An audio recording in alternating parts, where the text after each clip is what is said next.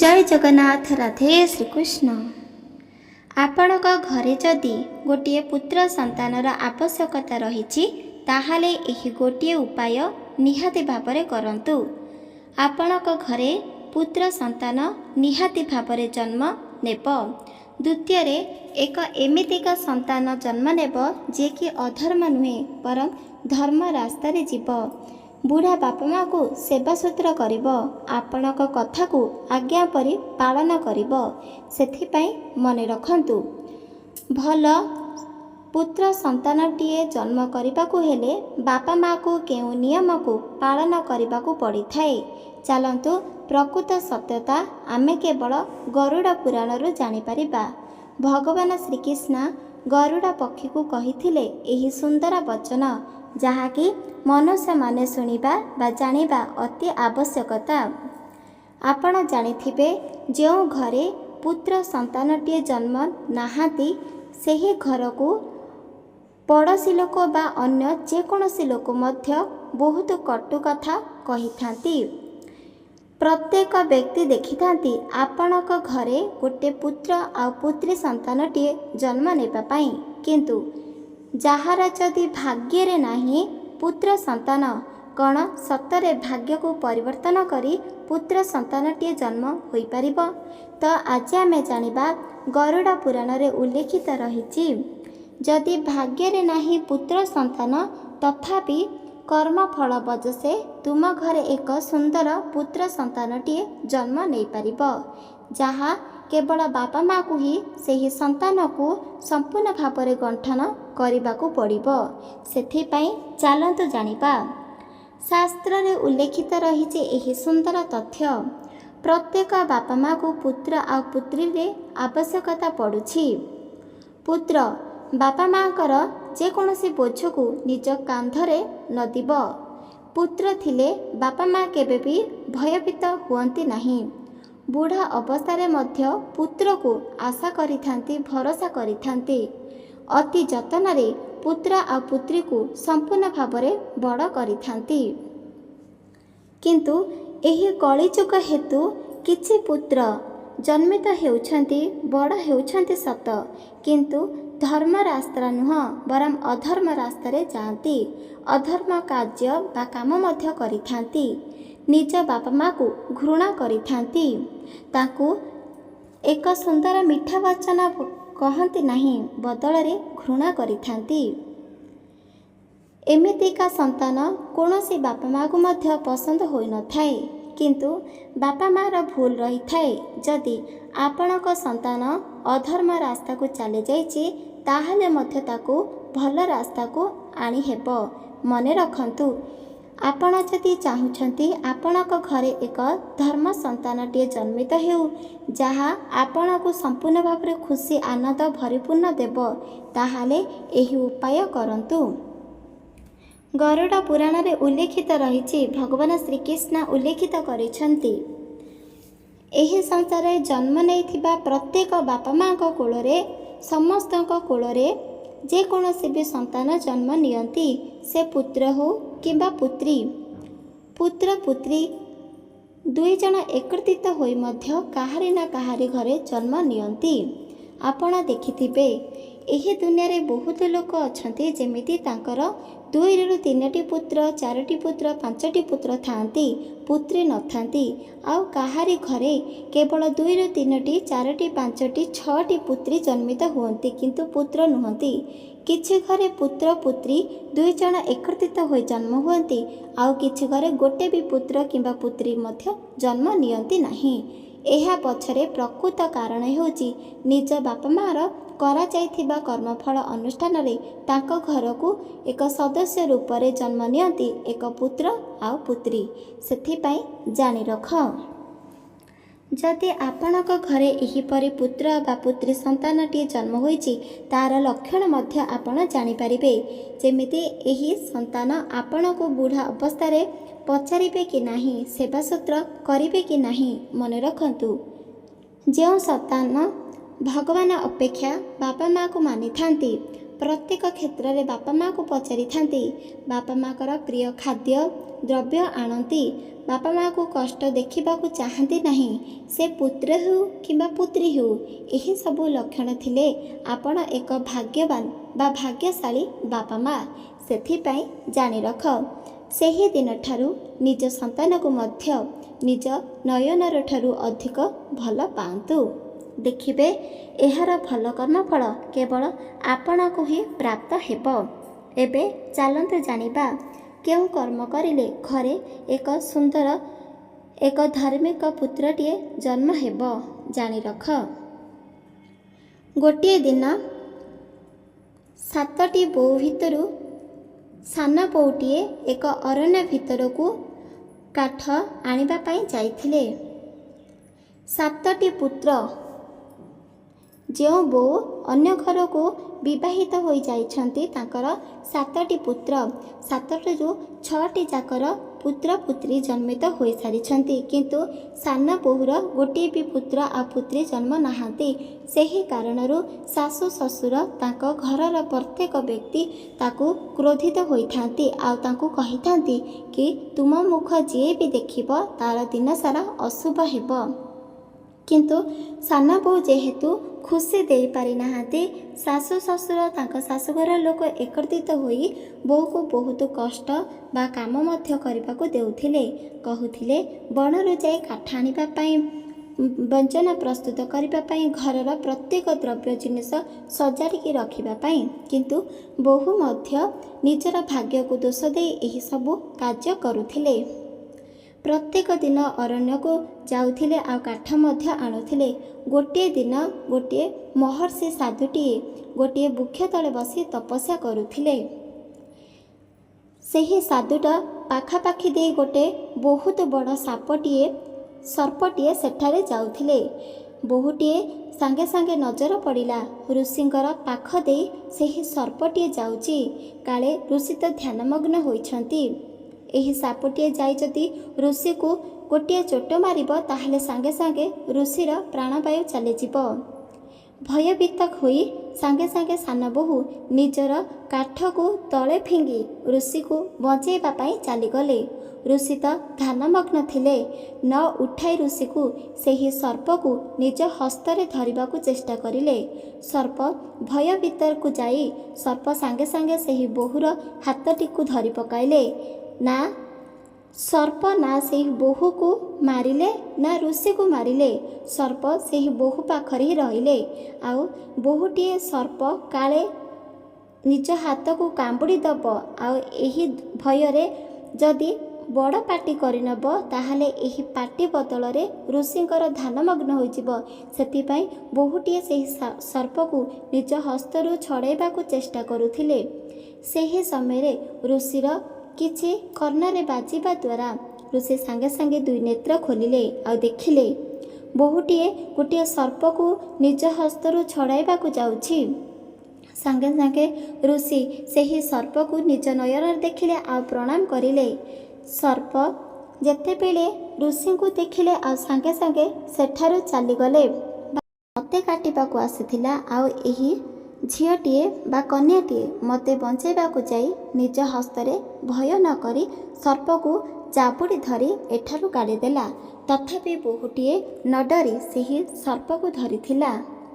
ସାଙ୍ଗେ ସାଙ୍ଗେ ଋଷିଟିଏ ସେହି ପୁତ୍ରୀକୁ ଡାକିଲେ, ପୁତ୍ରୀ ମୋ ପାଖକୁ ଆସେ। ପୁତ୍ରୀ ସାଙ୍ଗେ ସାଙ୍ଗେ ଋଷି ପାଖକୁ ଗଲେ ଆଉ କହିଲେ କି ବାପା ତୁମର କୌଣସି କ୍ଷତି ହୋଇନାହିଁ ତ, ସର୍ପ ତୁମର କିଛି କ୍ଷତି କରିନାହିଁ ତ। ସେତେବେଳେ ସାଙ୍ଗେ ସାଙ୍ଗେ ସେହି ଋଷିଟିଏ କହିବାକୁ ଲାଗିଲେ, କୌଣସି ସର୍ପ ତ ମୋର କିଛି ବି କ୍ଷତି କରିନାହାନ୍ତି, କିନ୍ତୁ ତୁମର କିଛି କ୍ଷତି ହୋଇନାହିଁ ତ। ପୁତ୍ରୀ କହିଲେ, ନାଇଁ ବାପା ମୋର କିଛି ବି କ୍ଷତି ହୋଇନାହିଁ।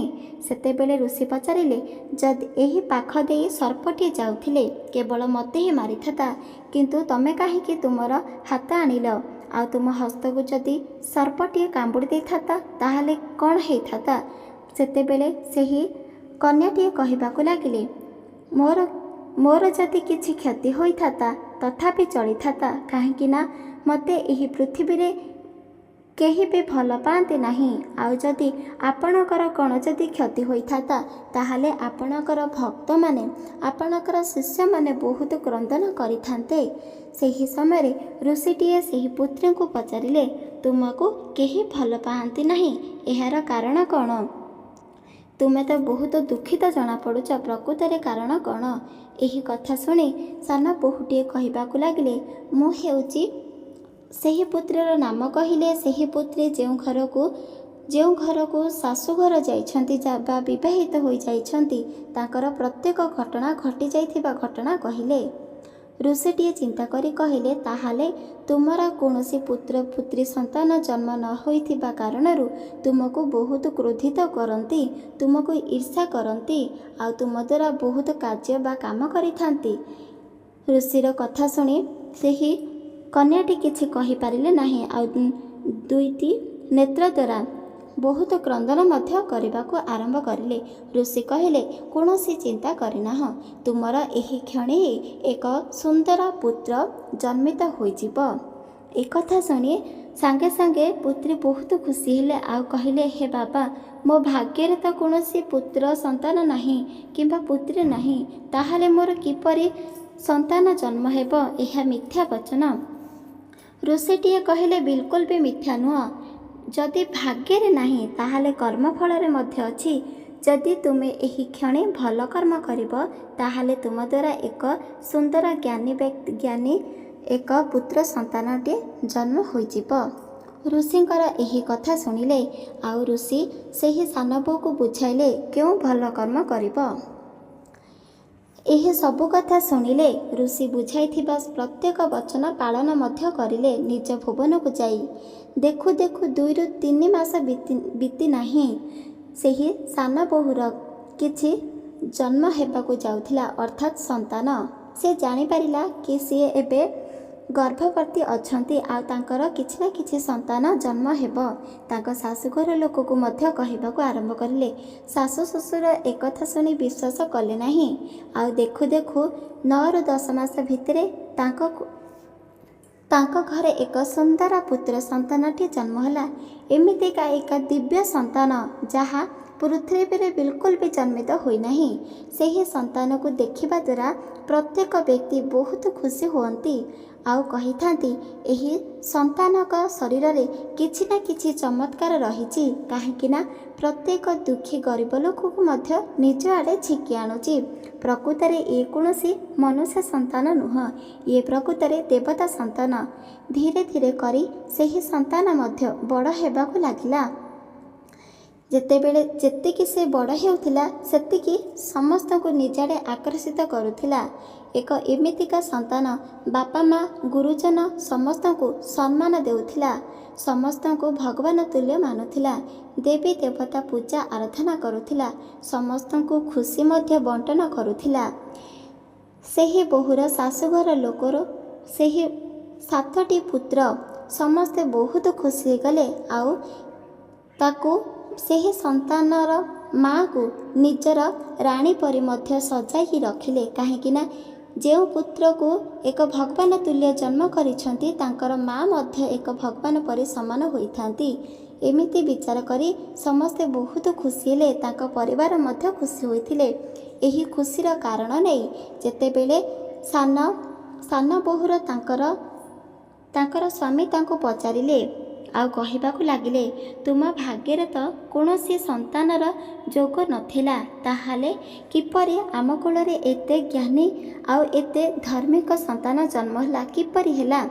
ଏହି କଥା ଶୁଣି ତାଙ୍କ ସ୍ତ୍ରୀ କହିବାକୁ ଲାଗିଲେ, ଏହା ତ ସତ୍ୟ ଅଟେ, ଆମ ଭାଗ୍ୟରେ କୌଣସି ସନ୍ତାନ ନଥିଲା, କିନ୍ତୁ ଆମ କର୍ମରେ ଥିଲା।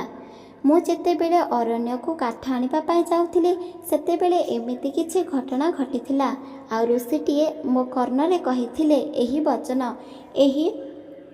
ଏହି ଧର୍ମ କାମ ଯଦି କରିବ ତାହେଲେ ଧାର୍ମିକ ଗୋଟିଏ ପୁତ୍ରଟିଏ ଜନ୍ମ ହେବ।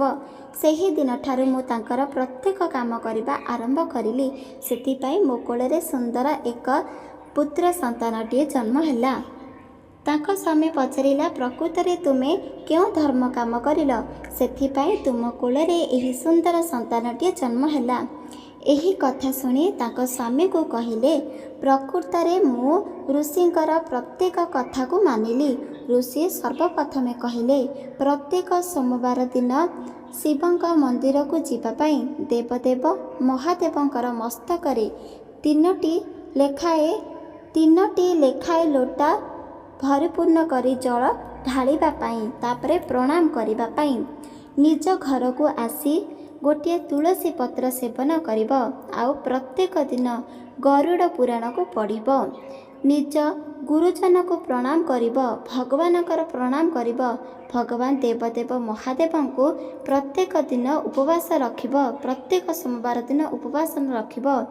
ଆଉ ପଶୁପକ୍ଷୀ କୀଟ ପତଙ୍ଗକୁ କିଛି ନା କିଛି ଆହାର ଦେବ। କେବଳ ଏତିକି କରିବ, ଆଉ କିଛି ବି କରିବା ଆବଶ୍ୟକତା ନାହିଁ।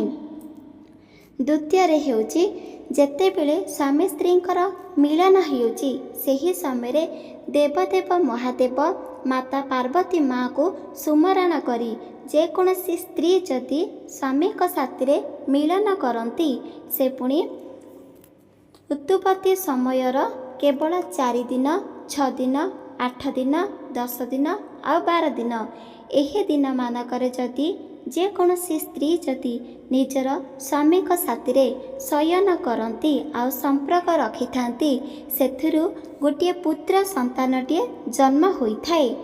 ଯଦି ସେହି ବାପା ମା ଭଗବାନଙ୍କୁ ପୂଜା କରି ଭଗବାନଙ୍କୁ ମାଗନ୍ତି, ମୋ କୋଳରେ ଏକ ସୁନ୍ଦର ଜ୍ଞାନୀର ଗୋଟିଏ ପୁତ୍ର ସନ୍ତାନଟିଏ ଜନ୍ମ ହେଉ, ଏମିତି କହି ସ୍ୱାମୀଙ୍କ ସାଥିରେ ଶୟନ କରନ୍ତି, କେବଳ 2 ରୁ 3 ମାସ ଭିତରେ ତାର କୋଳରେ ଏକ ସୁନ୍ଦର ପୁତ୍ର ସନ୍ତାନଟିଏ ଜନ୍ମ ହେବ। ଏକ ଏମିତିକା ସନ୍ତାନ ଯିଏକି ବାପା ମା'କୁ ଏକ ଭଗବାନ ତୁଲ୍ୟ ମାନିବ, ତା ସାଥିରେ ବାପା ମା'ଙ୍କର ପ୍ରତ୍ୟେକ କଥାକୁ ମଧ୍ୟ ମାନିବ। ଏମିତିକା ସନ୍ତାନ ବୁଢ଼ା ବାପା ମା'କୁ ମଧ୍ୟ ଭଲ ଭାବରେ ସେବା ସୁତରା ମଧ୍ୟ କରୁଥିବ। ଏହି କଥା ସ୍ୱାମୀ ଶୁଣିଲେ ଆଉ ତାଙ୍କ ସ୍ତ୍ରୀଙ୍କୁ କହିଲେ, ପ୍ରକୃତରେ ଏହି ଦୁନିଆରେ ଭଗବାନ ଅଛନ୍ତି। ଆମ ଭାଗ୍ୟରେ ନଥିଲେ କ'ଣ ହେଲା, ଆମ କର୍ମରେ ତ ଥିଲା ନା।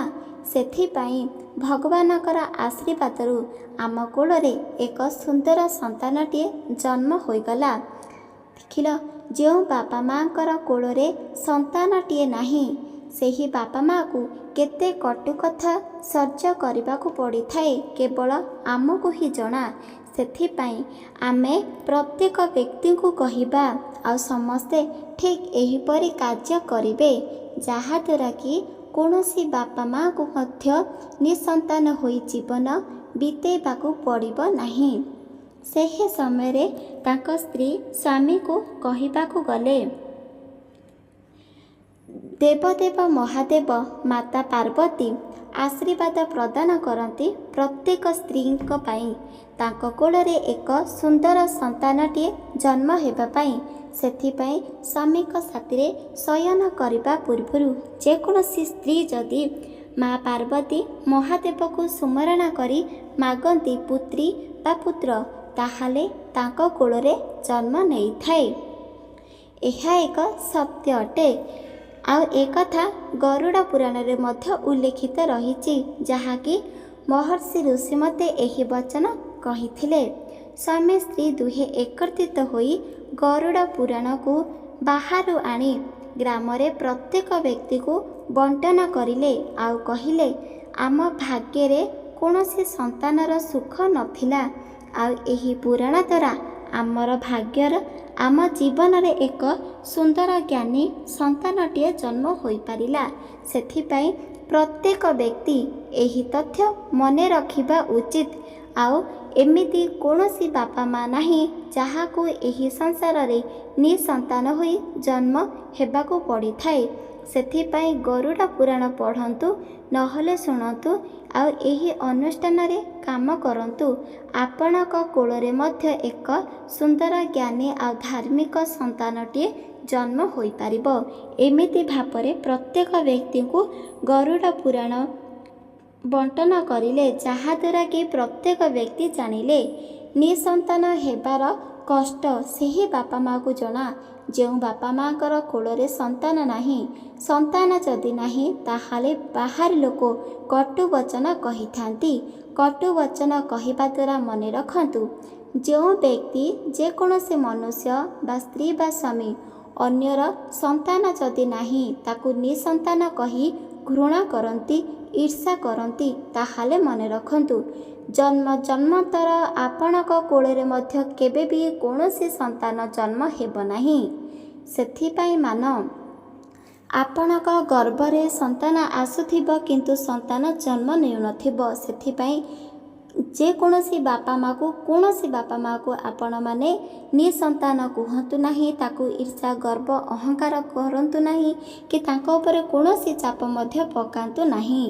जदि बापा माँ दुहे स्वामी स्त्री होई एही संसार रे जन्म होइछंती तांकर कोଳରେ आजि नहले काली निहाती भाବରେ संतान जन्म हेब। एक कथा गरुड़ पुराण रे उल्लेखित रहिछि। बापा माँ को धैर्य धरिबाकू पड़िबो, भगवान उपरे विश्वास रखिबाकू पड़िबो, आउ गरुड़ पुराण द्वारा पढ़ी निजे मध्य शिखिबाकू पड़िबो। एक कथा मने रखंतु, काहाकू हिंसा गर्व अहंकार करंतु नाही। आपणक घरे मध्य एक सुंदर संतानटीए जन्म होई पारिबो, एहा सत्य अटे। एक कथा गरुड़ पुराण रे उल्लेखित रहिछि। सेथिपाई आपण मने रखंतु, आपणक घरे जदि चाहुछंती गोटे पुत्र संतान जन्म हेबा पाई आ से पुणी धार्मिक धर्म काम करुथिबो, सत्य वचन कहूथिबो, एमितिका संतान जदि चाहुछंती एही उपाय निहाती भाବରେ करंतु। मने रखंतु एही उपाय बिल्कुल भी मिथ्या नुह। 100% ग्यारंटी कि आपण घरे पुत्र संतान जन्म हेबा संगे संगे एक धर्म पुत्र संतान हेब। कौनसी बापा माँ चाहती नहीं ताको कोଳରେ एक एमितिका संतान जन्म हेउ जो संतान ताको कष्ट दुख जंत्रणा देंतु। सेथिपाई आपण माने निजर संतान को एहीपरि गढ़ांतु। आपण भगवान को मानतु, पूजा आराधना मध्य करंतु। एही तथ्य आपण को किपरि लागिला कमेंट माध्यम रे निहाती भाବରେ जणाई पारिबे। एही वीडियो जदि आपण मानकु भल लागिछि चैनल को सब्सक्राइब कर दियंतु, लाइक कर दियंतु, कमेंट कर दियंतु। रहुछि जय जगन्नाथ, जय माँ लक्ष्मी, जय श्री कृष्ण। राधे राधे राधे श्री कृष्ण।